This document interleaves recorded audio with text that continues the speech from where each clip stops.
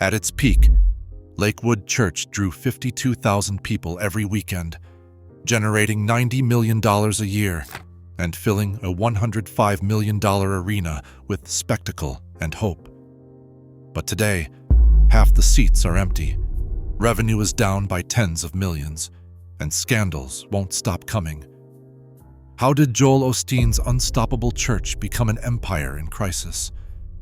The answers lie in what the public never saw and what finally broke. The former home of the Houston Rockets did not just become a church. It became an architectural marvel reimagined for worship on a scale few had ever seen. In 2003, Lakewood Church signed a long-term lease with the city of Houston for the Compaq Center, a 16,800-seat arena that once echoed with NBA games and sold-out concerts. Over the next 2 years, the building underwent a transformation that cost nearly $100 million. Construction crews gutted the old sports venue, installing 5 new stories to house offices, children's ministries, and a broadcast center. The sanctuary itself rivals any major concert hall. 2 massive high-definition video screens flank the stage, each large enough to show every detail to the farthest seat. The lighting system, built for spectacle, can shift the entire mood of the room at the press of a button. The worship band performs on a stage equipped with audio and visual equipment, worth millions of dollars.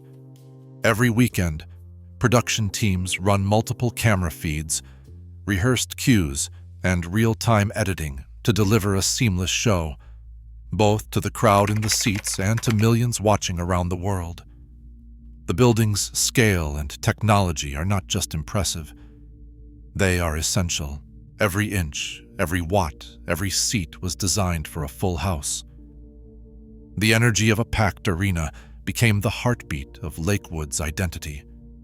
The building itself stands as a monument to Joel Osteen's vision.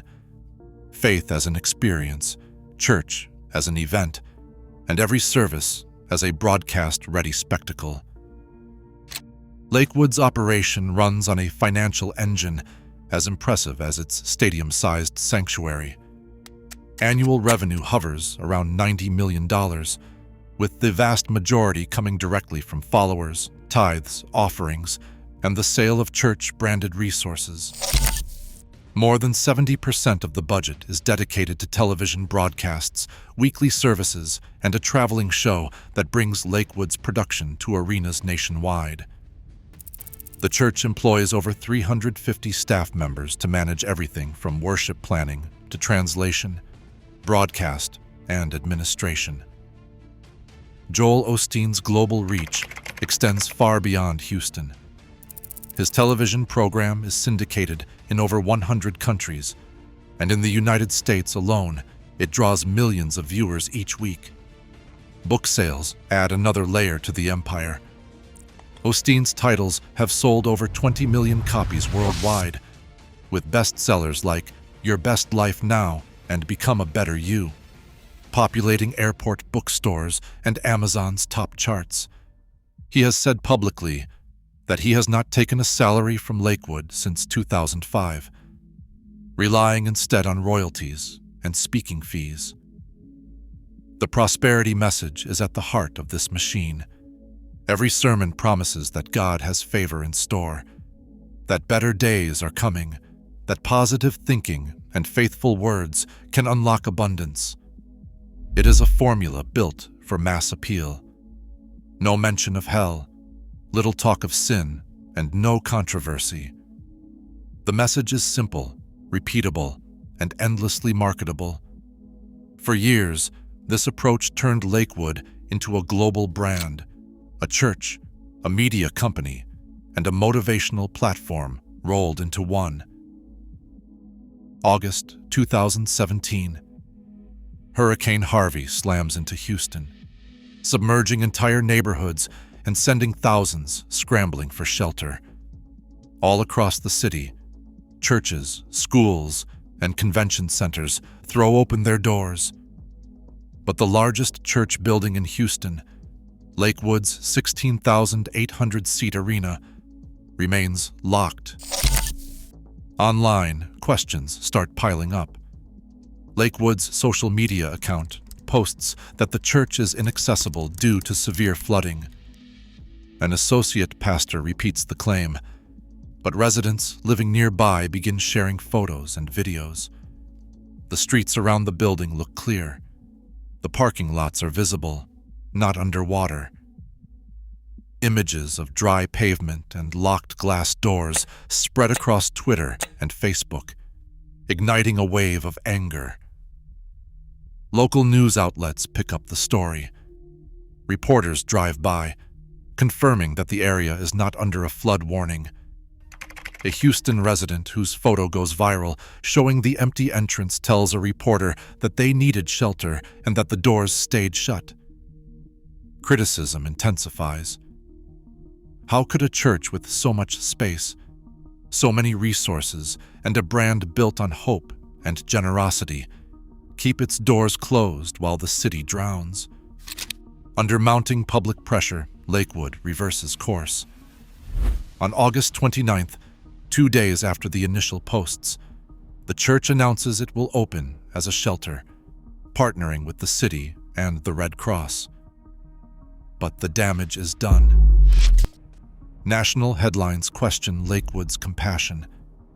Commentators point to the contrast: a preacher of abundance, a $10 million mansion, and a church that hesitated when its city needed help most.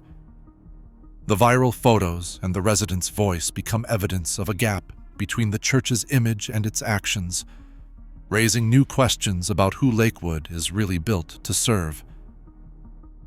Inside the world of American Christianity, Joel Osteen's message has drawn sharp lines.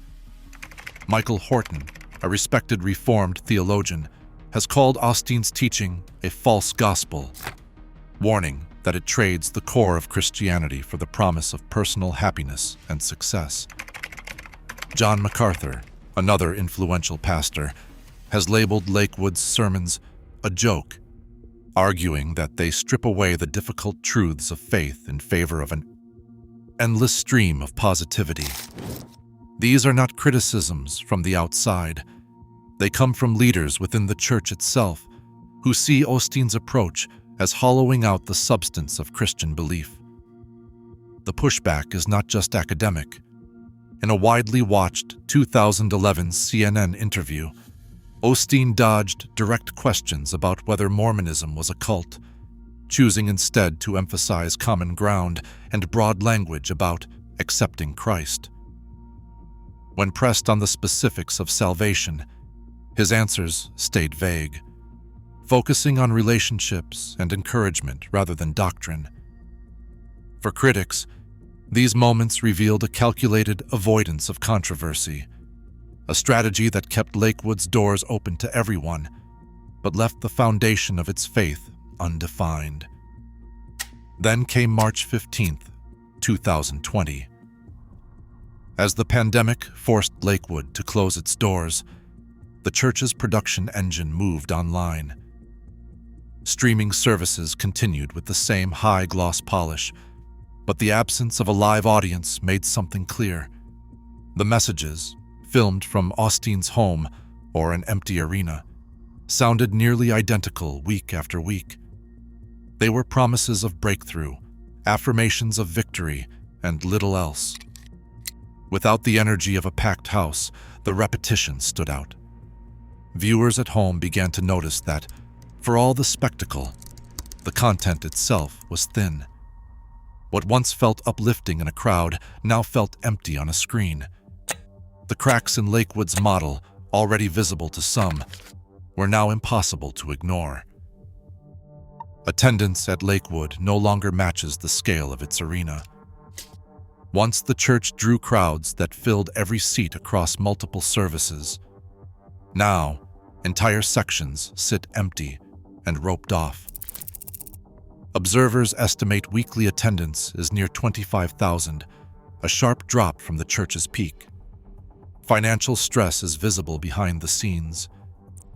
Leaked documents suggest revenue has fallen by nearly a third, since 2019, with millions in lost donations and shrinking reserves. During the pandemic, Lakewood secured a $4.4 million Paycheck Protection Program loan to cover payroll for its 350 staff members. Public backlash forced the church to return the funds, raising new questions about its financial health.